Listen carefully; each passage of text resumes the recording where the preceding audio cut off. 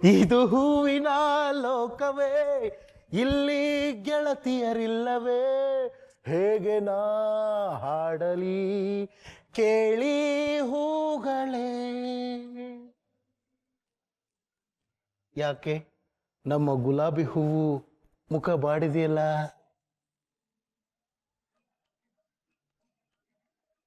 ಧನಲಕ್ಷ್ಮಿ, ಧನು, ಯಾಕೆ ಮುಖನ ಹಿಂಗ್ ತಿಂದು ಮಂಗನ ತರ ಇಟ್ಕೊಂಡಿದ್ದೀರಲ್ಲ? ಏನಾಯ್ತು?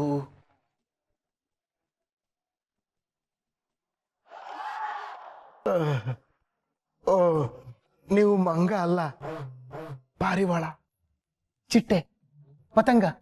ಪತಂಗವಾಗಿ ನಾ ಹಾರಬಲ್ಲೆ, ತರಂಗವಾಗಿ ನಾ ಕುಣಿಯಬಲ್ಲೆ.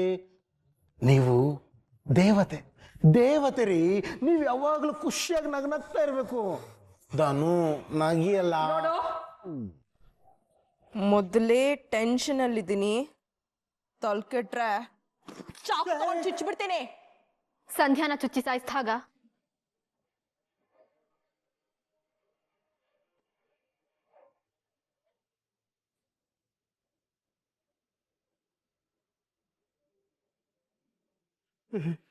ಏನ್ ಹೇಳ್ತಿದೀಯ ಮಗಳೇ?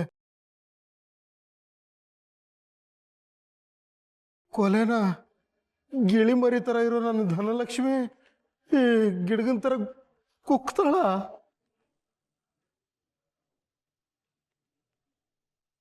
This is too much. ನಿಜವಾಗ್ಲೂ ಕೊಲೆ ಮಾಡಿದವ್ರು ಯಾರು ಅಂತ ತಿಳ್ಕೊಳ್ಳೋ ಯೋಗ್ಯತೆ ಇಲ್ಲದೆ ಮೊದಲು ನನ್ನ ತಮ್ಮ ವಿಕ್ಕಿನ ಜೈಲಿಗೆ ಕಳಿಸ್ದೆ. ಇವಾಗ ನನ್ನನ್ನ ಜೈಲಿಗೆ ಕಳಿಸೋ ಪ್ಲಾನಾ?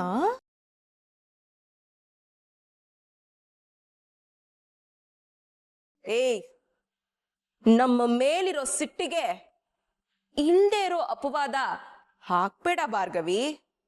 ಅಯ್ಯಯ್ಯೋ, ಖಂಡಿತ ಇಲ್ಲ. ಸಂಧ್ಯಾ ಕೊಲೆ ಆ ಜಾಗದಲ್ಲಿ ವಿಕ್ಕಿ ವಸ್ತುಗಳ ಜೊತೆ ಇನ್ನೊಬ್ರು ವಸ್ತುಗಳು ಕೂಡ ಸಿಕ್ಕಿದಾವೆ. Finger prints ಸಿಕ್ಕಿದಾವೆ. ಆದ್ರೆ ಅದು ಹುಡುಗಂದಲ್ಲ, ಹುಡುಗಿದು.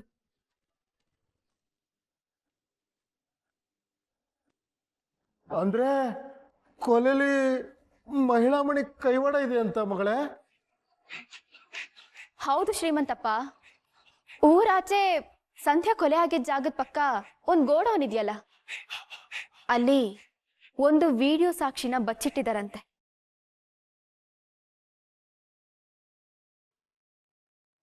ಅದನ್ನ ಹುಡುಕಿ ತೆಗೆದು ಪೊಲೀಸ್ ಕೈ ಕೊಡ್ತೇನೆ. ಆಗ ವಿಕ್ಕಿ ಜೊತೆಗಿದ್ದಿದ್ದ ಇನ್ನೊಬ್ರು ಯಾರು, ಆ ಕೊಲೆಗಾರ್ತಿ ಯಾರು ಅನ್ನೋದು ಗೊತ್ತಾಗುತ್ತೆ.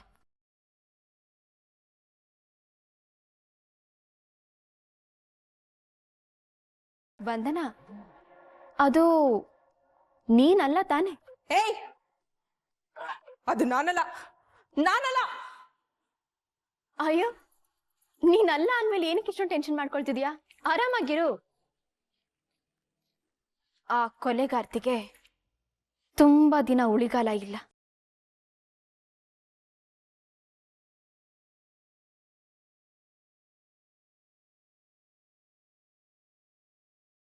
ಆ ಸಾಕ್ಷಿ ಬೇರೆಯವ್ರ ಕೈ ಸೇರೋ ಮೊದಲು ನಾನು ಹುಡುಕ್ಬೇಕು.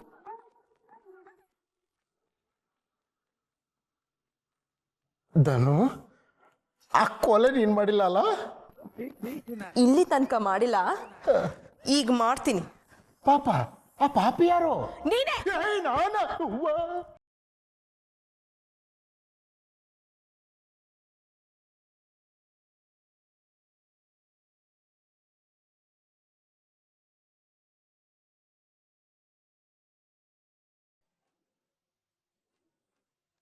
ನಮಸ್ತೆ ಮೇಡಮ್. ಸಿಕ್ತಾ? ತಗೊಳ್ಳಿ. ನಿಮಗ್ ಸಿಗ್ಬೇಕಾಗಿರೋದು ನಿಮ್ಮ ಅಕೌಂಟಿಗೆ ಬೀಳುತ್ತೆ. Thank you ma'am.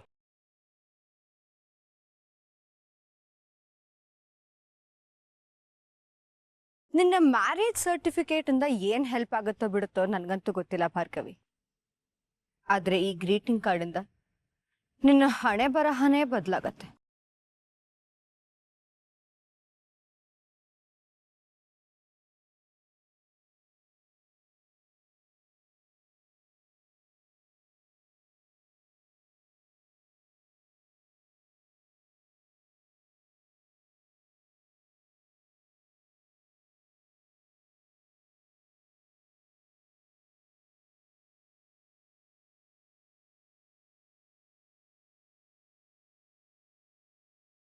ನಮ್ಮ ಪ್ಲಾನ್ ಪ್ರಕಾರ ಪೆನ್ ಡ್ರೈವ್ನ ಇಲ್ಲಿ ಇಟ್ಟಿದ್ದೀನಿ ಪಾರ್ಥ.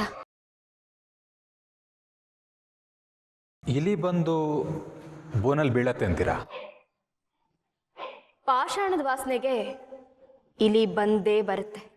ತನ್ಮದ್ಲು ಜೈಲಲ್ಲಿ ಇನ್ಯಾರೋ ಇದ್ದಾರೆ ಅಂತ ಇಷ್ಟು ದಿನ ಹಾಯಾಗಿದ್ರಲ್ಲ, ಈಗ ಯಾವುದೋ ಸಾಕ್ಷಿ ಆಚೆ ಬಂದಿದೆ ಅನ್ನೋ ಭಯದಲ್ಲಿ ಹುಡುಕೊಂಡು ಬರಲೇಬೇಕು. ಕೊಲೆಗಾರ ಅಂತೂ ಹೊರಗಿರೋದು ನಿಜ ಭಾರ್ಗವಿ. ನನ್ನ ಸಿಕ್ಸ್ತ್ ಸೆನ್ಸ್ ಹೇಳ್ತಾ ಇದೆ. ನೋಡೋಣ, ಇವತ್ತು ಆ ಕೊಲೆಗಾರ ನಮ್ಮ ಕೈಗೆ ಸಿಗ್ಲೇಬೇಕು. ಮನುಷ್ಯ ತಪ್ಪು ಮಾಡೋದು ಸಹಜ ಪಾರ್ಥ. ನಾನು ಏನಾದ್ರೂ ತಪ್ಪು ಮಾಡಿದ್ರೆ ಅದನ್ನ ತಿದ್ಕೊಳ್ಳಕ್ಕೆ ಇವತ್ತೊಂದೊಳ್ಳೆ ಅವಕಾಶ. ನಿಜವಾದ ಕೊಲೆಗಾರ ಆ ವಿಕ್ಕಿನ ಅಥವಾ ನಮ್ ಕಣ್ ತಪ್ಪಿಸಿ ತಮಾಷೆ ನೋಡ್ತಾ ಇರೋ ಆ ವ್ಯಕ್ತಿನ?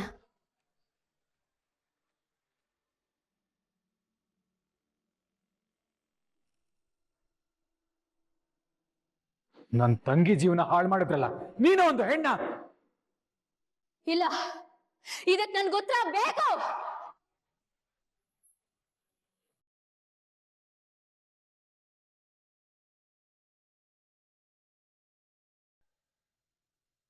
ಸಂಧ್ಯಾ ನ್ಯಾಯ ಕೊಡ್ಸಕ್ ಹೋಗಿದ್ ನನ್ನ ಕೈಯಲ್ಲಿ ಅನ್ಯಾಯ ಮಾಡಿಸ್ಬಿಟ್ಟಿಯಲ್ಲ. ಯಾಕೆ ಹೀಗ್ ಮಾಡ್ದೆ? ಯಾಕೆ ಹೀಗ್ ಮಾಡ್ದೆ? ನೀನ್ ಚೆನ್ನಾಗಿರ್ಬೇಕು ಅಂತ ನನ್ನ ಫ್ಯಾಮಿಲಿ ನೆಮ್ಮದಿ ಕೆಡಿಸ್ತೀಯಾ? ಬಿಡಲ್ಲ ಕಣೆ ನಿನ್ನ. ಸಾಕ್ ನಿಲ್ಸಿ.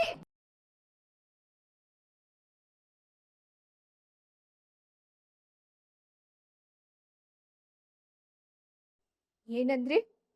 ನಿಮ್ ಕುಟುಂಬದ ನೆಮ್ಮದಿನ ಕಿತ್ಕೊಂಡ?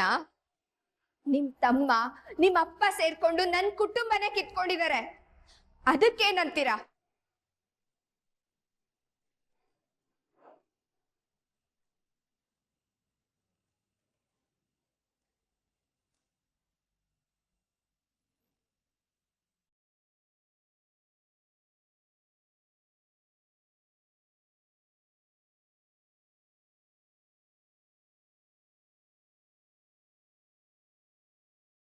ಮೈಲಾರಪ್ಪ ನನ್ನ ಅಪ್ಪ ಒಂದ್ ಸರ್ಕಾರಿ ಕಚೇರಿಲಿ ಅಕೌಂಟ್ ನೋಡ್ಕೋತಾ ಇದ್ರು.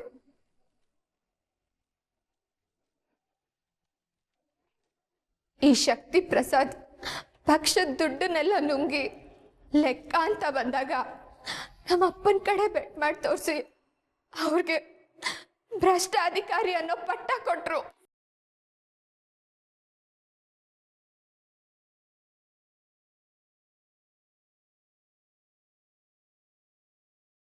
ಅವ್ರ ಕೆಲ್ಸ, ಮಾನ ಮರ್ಯಾದೆ ಎಲ್ಲ ಕಿತ್ಕೊಂಡ್ರು.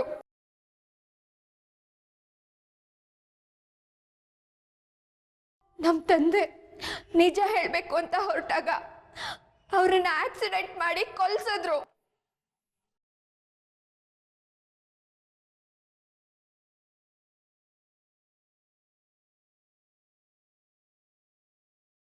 ಅದೇ ದುಃಖದಲ್ಲಿ ತಲೆ ಎತ್ಕೊಂಡು ಓಡಾಡೋದಕ್ಕಾಗದೆ ನಮ್ಮ ಅಮ್ಮನೂ ಆತ್ಮಹತ್ಯೆ ಮಾಡ್ಕೊಂಡ್ರು.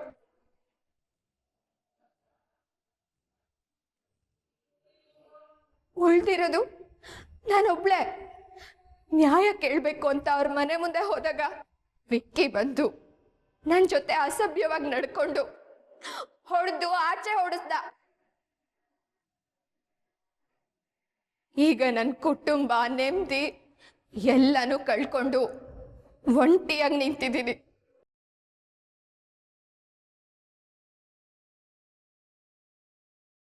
ತುಂಬಾ ವರ್ಷದಿಂದ ಇದೇ ಡಿಪ್ರೆಷನ್ ಅಲ್ಲೇ ಇದ್ದೆ. ವಿಕ್ಕಿ ಮೊಲೆಸ್ಟೇಷನ್ ಕೇಸ್ ಬಗ್ಗೆ ಗೊತ್ತಾದ್ಮೇಲೆ ಅವನು ಎಲ್ಲಿ ಹೋಗ್ತಾನೆ ಬರ್ತಾನೆ ಅಂತ ನೋಡಿ ಅವನನ್ನ ಫಾಲೋ ಮಾಡ್ತಾ ಇದ್ದೆ. ಅವತ್ತು ಆಗಸ್ಟ್ 18ನೇ ತಾರೀಕು ರಾತ್ರಿನೂ ಅವ್ರ ಫಾರ್ಮ್ ಹೌಸ್ ಹತ್ರ ಹೋಗಿದ್ದೆ. ಆಗ ವಿಕ್ಕಿ ಸಂಧ್ಯಾನ ಹಿಂಬಾಲಿಸ್ತಾ ಇರೋದನ್ನ ನೋಡ್ದೆ. ಸಹಾಯ ಮಾಡೋ ತರ ಅವ್ರ ಹಿಂದೆನೆ ಹೋದೆ. ಸಂಧ್ಯಾ ತಪ್ಪಿಸ್ಕೊಂಡು ಹೋದ್ಲು.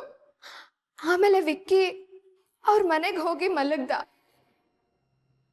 ಮನೆಗೆ ವಾಪಸ್ ಬಂದು ನ್ಯೂಸ್ ನೋಡಿದ್ರೆ ಸಂಧ್ಯಾ ಸತ್ತೋಗಿದ್ದಾಳೆ ಅನ್ನೋದು ಗೊತ್ತಾಯ್ತು.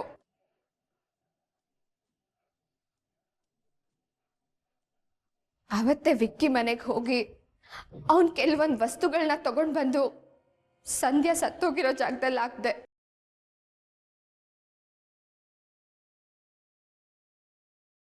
ನಿಮಗೂ ಕ್ಲೂ ಕೊಟ್ಟೆ. ನಾನ್ ಅನ್ಕೊಂಡ ಹಾಗೆ ವಿಕ್ಕಿನ ಅರೆಸ್ಟ್ ಮಾಡಿದ್ರು.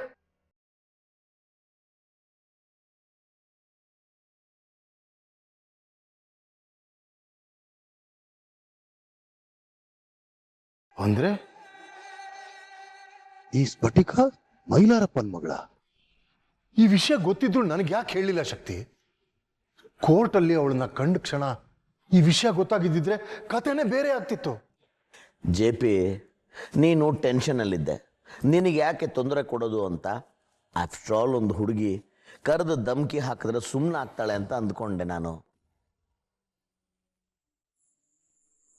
ಆಫ್ಟರ್ ಆಲ್ ಒಂದು ಹುಡುಗಿ ಅನ್ಕೊಂಡೆ ಸಂಧ್ಯಾ ಬಗ್ಗೆನೂ ಹೀಗೆ ನೆಗ್ಲೆಕ್ಟ್ ಮಾಡಿದ್ರಿ. ಅದೇ ಕಾರಣಕ್ಕೆ ಈಗ ನಮ್ಮ ಮಗ ಜೈಲಲ್ಲಿರೋದು. ಯಾವ ಮುಳ್ಳು ಕಾಲಕ್ಕೆ ಚುಚ್ಕೊಳತ್ತೆ ಹೇಳಕ್ಕಾಗಲ್ಲ ಶಕ್ತಿ. ಮುಳ್ಳನ್ನ ಪರ್ಮನೆಂಟ್ ಆಗಿ ತೆಗಿಬೇಕೆ ಹೊರತು ನಿರ್ಲಕ್ಷ್ಯ ಮಾಡಬಾರ್ದು.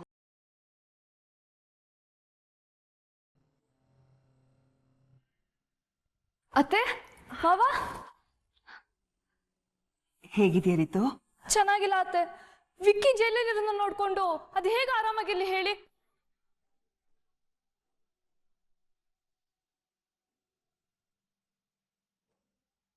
ಏನ್ ಮಾಡೋದಮ್ಮ, ನಿಮ್ ದೊಡ್ಡಪ್ಪ ನೋಡಿದ್ರೆ ಈ ಸಿಟಿಗೆ ದೊಡ್ಡ ಲಾಯರು. ನಿಮ್ ಮಾವ ಈ ಸಿಟಿಗೆ. ಆದ್ರೂ ಒಂದು ಸುಳ್ಳು ಕೇಸಿಂದ ವಿಕ್ಕಿನ ಹೊರಗೆ ತರೋದಕ್ಕೆ ಇಬ್ರು ಒದ್ದಾಡ್ತಿದ್ದಾರೆ.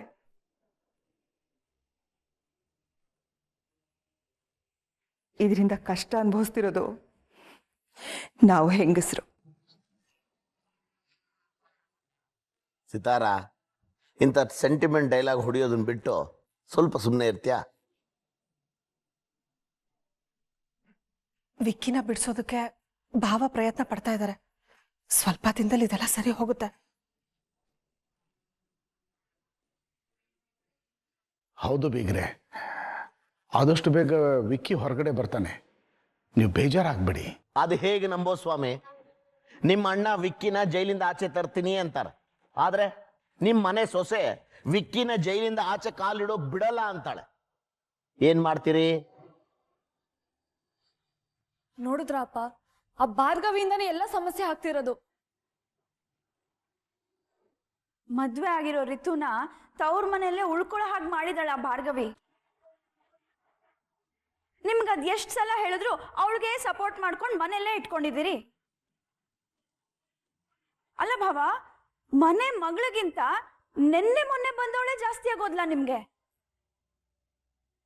ಇವತ್ತು ರಿತು ಜೀವನ ಹಾಳು ಮಾಡ್ತಿದ್ದಾಳೆ, ನಾಳೆ ದಿನ ನಮ್ದೋ ನಿಮ್ದೋ ಇನ್ಯಾರ್ ಸರ್ದಿನೋ?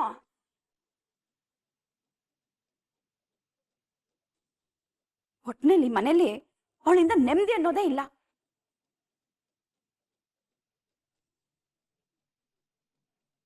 ಇದನ್ನೆಲ್ಲ ಸರಿ ಮಾಡಕ್ಕಾಗೋದು ನಿಮ್ಮೊಬ್ರ ಕೈಲೇ ಜೆ ಪಿ.